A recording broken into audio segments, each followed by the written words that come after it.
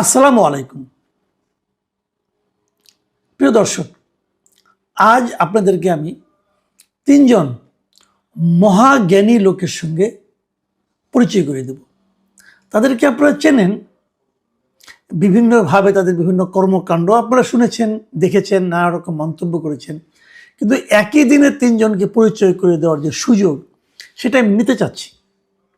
তার আগে আরেকটা কথা বলে নিই, সেটা হলো এই ডক্টর ইউনূস সরকার যখন দায়িত্ব নিলেন, মানে 2024 সালের 8ই অগাস্ট, ঠিক সেই দিন থেকেই আমি কিন্তু বলে আসছি যে উনি যাদেরকে নিয়ে ওনার ক্যাবিনেট গঠন করেছেন, এই লোকগুলো একটা দেশ পরিচালনার মতো যোগ্য নন।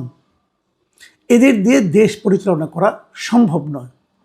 এরা সবাই আনাড়ি, অনভিজ্ঞ, বৃদ্ধ এবং একই সঙ্গে অযোগ্য। এটা একেবারে শুরুর দিন থেকে আমি বলে এসেছি, এবং এর সময় আমার অনেক বন্ধুবান্ধব, আমার অনেক প্রিয়জন, তারা আমাকে বলেছেন, ভাই কিছুটা দিন সময় দেন, এখনই সমালোচনা শুরু করলেন। আমি তাদেরকে বলেছিলাম, দেখেন এখন আর তখন বলে কথা নয়। যে লোকগুলিকে উনি নিয়েছেন, এই লোকগুলিকে তো আমরা চিনি, আমরা তো এই দেশে বাস করি। আমি তো 3 দশকের বেশি সময় ধরে সাংবাদিকতাই করি, এবং সাংবাদিকতা করতে যে এদের সঙ্গে তো আমার 2-1 বার দেখা সাক্ষাৎ হয়েছে।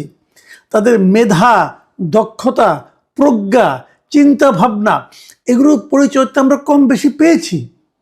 কাজেই মন্তব্য আমি কেন করতে পারবো না? অনেকে আমার সঙ্গে তখন বাহাস করেছেন, অনেকে বিতর্ক করেছেন, অনেকে বিরোধ করেছেন। ধীরে ধীরে ধীরে ধীরে তাদের অনেককে বলতে শুনেছি, ভাই আপনার কথাই ঠিক, আসলেই তো তাই দেখছি। আমরা শেষ পর্যায়ে এসে কি দেখছি? আমি ওই শুরুতে যে বলেছিলাম 3জন মহাজ্ঞানী, আমি ওরকম আমাদের 3জন উপদেষ্টার তাহলে একটা মন্তব্য, ইলেকশনের পূর্ব মুহূর্তে, ইলেকশনের কিন্তু আর বেশি দিন বাকি নাই, সব মিলে 20 দিনের মতো আছে। আর এই 20 দিন আগে তারা কি বলছেন, এটা একটু আপনাদেরকে আমি বর্ণনা করতে চাই।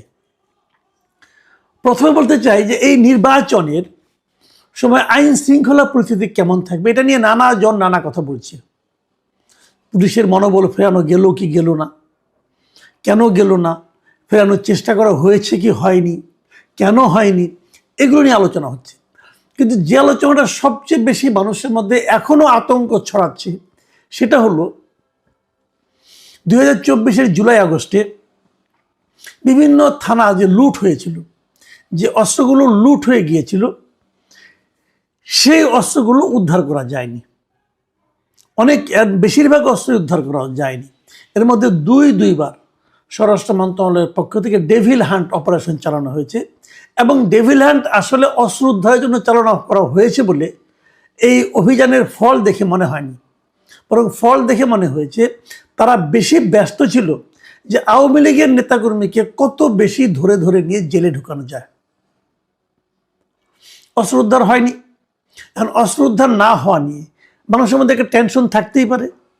সেই টেনশনের জবাব দিতে যে আমাদের স্বরাষ্ট্র বিষয়ক উপদেষ্টা লেফটেন্যান্ট জেনারেল জাহাঙ্গীর আলম চৌধুরী, উনি কি বলেছেন সে কথাটা ওটা আপনাদের সঙ্গে আমি শেয়ার করতে চাই। বরাবরের মতোই ভিডিও দেখানোর লোভ সামলাচ্ছি, এবং ওনার বক্তব্যটা হুবহু আমি নিজে লিখেছি, আমি আপনাদেরকে পড়ে শোনাচ্ছি। উনি কি বলেছেন? উনি বলেছেন, আমাদের অস্ত্রগুলো লুট হয়ে গেছে থানা থেকে। ওই অস্ত্র কিছু আছে যা এখনো উদ্ধার করা সম্ভব হয় নাই, বাট এই অস্ত্রগুলো ইলেকশনের সময় এরা ব্যবহার করতে পারবে না, এই প্রতিশ্রুতি আমি আপনাদেরকে দিতে পারি। মানে উনি প্রতিশ্রুতি দিচ্ছেন জনগণকে যে অস্ত্র যারা লুট করে নিয়ে গিয়েছে, তারা সেই অস্ত্রগুলো ইলেকশনের সময় ব্যবহার করতে পারবে না। এখন উনি এই প্রতিশ্রুতি দিচ্ছেন কিসের উপর নির্ভর করে? আমরা কিন্তু এই জাহাঙ্গীর আলম চৌধুরীর অনেক প্রতিশ্রুতি অনেকবার শুনেছি, এবং এটা নিয়ে মোটামুটি সবাই হাসাহাসি করেছে। প্রথম দিকে প্রতিশ্রুতি দেওয়ার পর ফলাফল দেখে হাসাহাসি করত, পরের দিকে উনি প্রতিশ্রুতি দেওয়ার সঙ্গে সঙ্গে লোকে হাসাহাসি করত, বুঝতো এর ফল কি হবে। এবারও হয়তো সেরকম কিছুটা হবে, হয়তো তারা ব্যবহার করতে পারবে না, হয়তো ব্যবহার করবে না, আমি জানি না কি হবে। কিন্তু উনি যে প্রতিশ্রুতি দিচ্ছেন তার ভিত্তিটা কি? এই লোকগুলির সঙ্গে কি ওনার কোনো ফোনে আলাপ সালাপ হয়েছে? এই তোমরা কিন্তু এটা ব্যবহার করতে পারবা না। উনি কিভাবে জানেন অস্ত্র কার কাছে, কিভাবে কোথায় আছে? মানে এই হলো ওনার মেধা, প্রজ্ঞা এবং জ্ঞান। এই জন্য ওনাকে আমি জ্ঞানীর স্তরে রাখিনি, উনি মহাজ্ঞানী আমার বিবেচনায় এখন। আচ্ছা, আরেকজন মহাজ্ঞানী কথা বলি, উনি আসলেই জ্ঞানী। ওনাকে যখন বাণিজ্য উপদেষ্টা হিসেবে নিয়োগ করা হয়, মানে মিস্টার শেখ বশিরউদ্দিন, আকিজ সাহেবের ছেলে। আকিজ সাহেব তো বুঝতে পেরেছেন যে আকিজ বিড়ি বানাতো, যিনি আকিজ বিড়ি বানিয়ে যিনি অনেক বড় লোক হয়েছিলেন, তার একজন পুত্র শেখ বশিরউদ্দিন। ওনার আরেকজন পুত্র আছেন, আরও বেশ কয়েকজন পুত্র আছেন। ওনার এক ভাই মানে বশির সাহেবের এক ভাই জামাত করেন, এক ভাই আওয়ামী লীগ করেন, উনি আবার এই সরকারের সঙ্গে আছেন। ওনার নামে আবার এই আন্দোলনের সময় মামলাও হয়েছিল। যাই হোক, সেগুলো অন্য হিসাব, ওই আলোচনা যাচ্ছি না। এই বশিরউদ্দিন সাহেব নেত্রকোনায় গিয়েছিলেন। উনি গিয়েছিলেন সেখানে এই যে হা ভোটের পক্ষে প্রচারণা চালানোর জন্য। ওখানে যে উনি অনেক কথা বলেছেন, আগের সরকারের বদনাম, আগের সরকার কীভাবে অনেকগুলো ল্যান্ডপোর্ট বানিয়েছেন, সেই ল্যান্ডপোর্ট কোনোই কাজে লাগে না, কীভাবে সোনালী ব্যাগ বানাইছিল যা নাকি অ্যাবসলিউট বোগাস। এই আগের আমলকে হীরক রাজার দেশে উনি মানে তুলনা করেছেন, এটা নাকি ওনার প্রিয় মুভি, এগুলি সবই উনি বলেছেন। ঠিক আছে, এই সমস্ত সুইপিং কমেন্ট নিয়ে আমি আর তেমন কোনো মন্তব্য করতে চাই না। বাট উনি এক জায়গায় যে বলছেন যে মানুষ যখন বিনিয়োগ করবে দেখতে হবে যে সেটা যেন তার চেয়ে বেশি ফেরত আসে। উনি এই ব্যবসায়িক দৃষ্টিভঙ্গির কথা বলেছেন। এবং তারপর উনি যে মারাত্মক কথা বলেন, যে ম্যাজিক সেন্টেন্সগুলো ইউজ করেছেন, এটা আপনারা একটু শুনুন। শোনা দরকার আপনাদের, জানা দরকার যে কাদের কবলে আমরা আছি। উনি বলেছেন, আমরা যদি পদ্মা ব্রিজ না বানিয়ে ওই টাকা ইরিগেশনে ব্যয় করতাম, ইরিগেশন মানে সেচে ব্যয় করতাম, তাহলে চালের দাম 5 টাকা কমে যেত। আজকে আমার 20 টাকা চালের দাম বেড়ে গেছে বিকজ অফ পদ্মা ব্রিজের দায় পরিশোধ করতে যেয়ে। আমার লাভটা কি হয়েছে বুঝেন? মানে ওনার বক্তব্য হলো, উনি যদি পদ্মা ব্রিজটা না বানাইতেন, মানে ওখানে যে বিপুল অর্থ ব্যয় হয়েছে যদি না বানাতেন এবং না বানিয়ে ওই টাকাটা যদি উনি সেচ কাজে, কৃষকের সেচ কাজে ব্যবহার করতেন, তাহলে চালের দাম 5 টাকা করে কমত। এবং এই ব্রিজের জন্য যে ঋণ, সেই ঋণ শোধ করতে যেয়ে ওনার চালের দাম 20 টাকা বেড়ে গেছে। কাজে এই ব্রিজটা বানিয়ে আমাদের কি লাভ হয়েছে? মানে এই ব্রিজটা বানানো ছিল একটা ব্যাড ইনভেস্টমেন্ট, ব্যাড প্রজেক্ট, এটা ঠিক হয়নি কাজটা। মানে এই লোকটা আসলে তো ব্যবসায়ী, ওনার বাবা ছিল বিড়ির ব্যবসায়ী, উনিও ব্যবসা করেন বিদেশ, উনি সিগারেটের ব্যবসা ওনার আছে, বিদেশ থেকে জিনিসপত্র আনেন, বেচেন, লাভ খুঁজেন, কয় টাকা দিয়ে কিনলেন, কয় টাকায় বেচলেন, এটা একটা ব্যবসা, অবশ্যই এটা একটা বাণিজ্য। এই যোগ্যতা দেখে ওনাকে বাণিজ্য উপদেষ্টা বানানো হয়েছে। ভাই, বাণিজ্য উপদেষ্টাই থাকেন, আপনি অন্যদিকে যাচ্ছেন কেন? যোগাযোগ ব্যবস্থা দিকে যাচ্ছেন কেন? আপনি তো যোগাযোগ উপদেষ্টা না। অথবা আপনি তো মানে অর্থ উপদেষ্টাও না, যে অর্থনৈতিক ক্ষয়ক্ষতি কি হয়েছে না হয়েছে আপনি বলে দিবেন। ম্যাক্রো ইকোনমিক্স কি বুঝেন আমি জানি না, আমি শুনেছি আপনি বিশাল জ্ঞানী, আপনি নাকি অনেক পড়াশোনা। একটা সরকারের কাজ কি বাণিজ্য করা? একটা সরকারের কাজ কি বাণিজ্য করা, দোকানদারি করা? যে কাজটা আপনি করেন ওইটা করা? সরকার কি মুনাফার জন্য কাজ করে? সরকার কাজ করে জনগণের সুবিধার জন্য। এই পদ্মা ব্রিজে প্রতিদিন কত লোক যাতায়াত করে আপনি জানেন? কোনো ধারণা আছে? মিনিমাম এই পদ্মা ব্রিজ দিয়ে 1 লক্ষ লোক দৈনিক যাতায়াত করে, এবং এই পদ্মা ব্রিজটা পার হতে তাদের মাত্র 10 মিনিট সময় লাগে। আগে এটা পার হতে তাদের মিনিমাম 2 থেকে 3 ঘন্টা সময় লাগতো। তো কত মানুষের কত কর্মঘণ্টা বেঁচে যায় আপনি জানেন, বুঝেন? আপনার যে বাণিজ্য, আপনার যে বাণিজ্যিক হিসাব, আপনার যে ব্যবসায়িক হিসাব, আপনার বাবার যে বিড়ির হিসাব, তার সঙ্গে মেলে? আপনি কিসের সঙ্গে কি মিলাচ্ছেন ভাই? আপনি এই ডায়লগ দিয়েছেন নেত্রকোনায়, যে দেন না বরিশালে, যে দেন না রাজবাড়িতে, যে দেন না ফরিদপুরে, দেন না। মব কাহাকে বলে দেখবেন তখন পাবলিক তো আপনাকে থাপড়াই বিদায় করবো অন্তিকার ভাই। যারা এর সুফল ভোগী তাদের সঙ্গে যে যান না, যে আলাপটা করেন, দেখেন ওই মানুষগুলো আপনাকে কি বলে। তারা চালের দাম যখন 5 টাকা বাড়ে তখন তারাই চাল 5 টাকা বেশি দিয়ে কিনে, এবং চালের দামের সঙ্গে একটা ব্রিজ তৈরির কি সম্পর্ক আছে এটা এখন পর্যন্ত আমি বুঝি না। আপনি তো কৃষিমন্ত্রী হন, আপনি কি বুঝাইতে পারবেন? আপনি বোঝাতে পারবেন যে একটা ব্রিজ তৈরির সঙ্গে, একটা অবকাঠামো তৈরির সঙ্গে, যোগাযোগ ব্যবস্থাকে আধুনিকায়ন করার সঙ্গে, যোগাযোগ ব্যবস্থাকে সাধারণ মানুষের জন্য স্মুথ করার জন্য এই ক্ষেত্রে এর সঙ্গে চালের মূল্য বৃদ্ধির কী সম্পর্ক আছে? বরঞ্চ আমি তো মনে করি এই ব্রিজটা হওয়ার কারণে পদ্মার ওপারে যারা চাল উৎপাদন করত তাদের চালটা আরো দ্রুত বেগে ঢাকা চলে আসে এবং সেই কৃষকরা বেটার মূল্য পায়, তার ইনভেস্টমেন্ট কমে যায়, তার পরিবহন খরচ কমে যায়। কি বুঝেন? মাইক পাইছেন আর যা ইচ্ছাতে বলে যাচ্ছেন, মানুষকে বোকা মনে করেন। আপনার এই কথা যত লোক শুনছে তারা সবাই জানে আপনি কত বড় একটা, মানে কি বলবো, আমি তার পাগল বলতে পারবো না, ছাগল বলতে পারবো না, আপনি কত বড় একটা মহাজ্ঞানী সবাই তো বুঝে গেছে রে ভাই।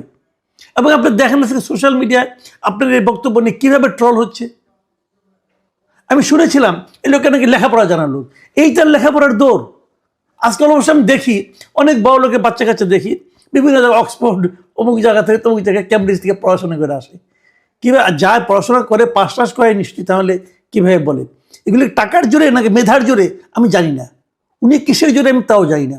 এ ধরনের ননসেন্স কথাবার্তা যারা বলতে পারে যে পদ্মা ব্রিজ হওয়ার কারণে চালের দাম বেড়ে, ভাই আপনি হাসিনাকে পছন্দ করেন না, হাসিনার সমালোচনা করার জন্য 20টা কারণ আছে। পদ্মা ব্রিজের সমালোচনা করতে চান বলতে পারেন যে এটা 20 টাকার কাজ 35 টাকা দিয়ে করছে, বলেন, আমার তো কোনো আপত্তি নাই রে ভাই। যারা চুরি করছে তাদের বিচারের আওতায় আনতে হবে, তাও আমার কোনো আপত্তি নাই। তাই হয়েছে আগের সরকার বড় বড় মেগা প্রজেক্ট করতে যে অনেক চুরি চামারি করেছে, তাদের মানে পরিচিত লোকজন, তাদের পিয়ারের লোকজন চুরি চামারি করেছে। চুরি চামারিগুলি ধরেন, 1.5 বছর তো হয়ে গেল, চুরি ধরেন না কেন? চুরি ধরে আলাপ করেন, বলেন এই চুরি করছে এই জন্য এর বিরুদ্ধে মামলা হবে, তা তো করেন নাই। মামলা করছেন হত্যা মামলা, সমস্ত মন্ত্রীদের বিরুদ্ধে হত্যা মামলা করে রাখছেন। এটা চুরি করেন না, এটা ধরেন না। যে পদ্মা ব্রিজে কত টাকা অপচয় হয়েছে এটা বের করেন, বের করেন। আদানির সঙ্গে চুক্তি করে কত টাকা অপচয় হয়েছে রাষ্ট্রের, বের করেন। আদানিকে টাকা তো সব জায়গায় আপনারা দিয়ে দিচ্ছেন এইসব গভর্নমেন্ট ক্ষমতা এসে। আদানির ওখানে এত টাকা চুক্তি করার ফলে কেউ না কেউ নাকি কমিশন পায়, বলা বলি হচ্ছিল। তো সেই কমিশন এখন কে পাচ্ছে আপনাদের? বলেন না কেন? এখন কালকে বলবেন যে মেট্রো রেল করার কারণে আপনার গ্যাসের দাম বেড়ে গেছে।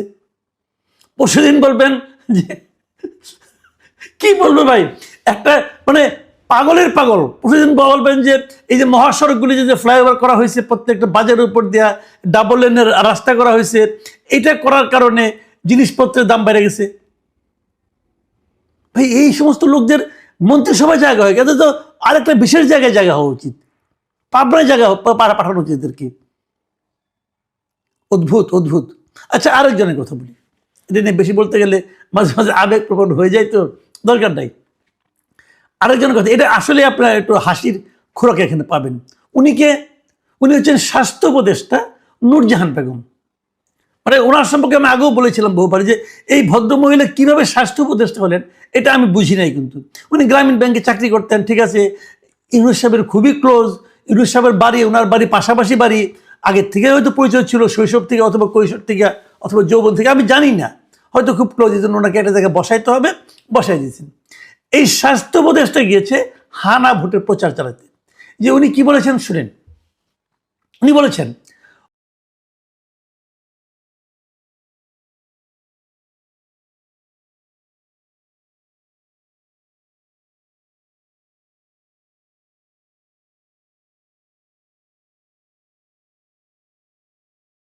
যদি সম্ভব হয় আশেপাশে মেলার ব্যবস্থা করে দাও।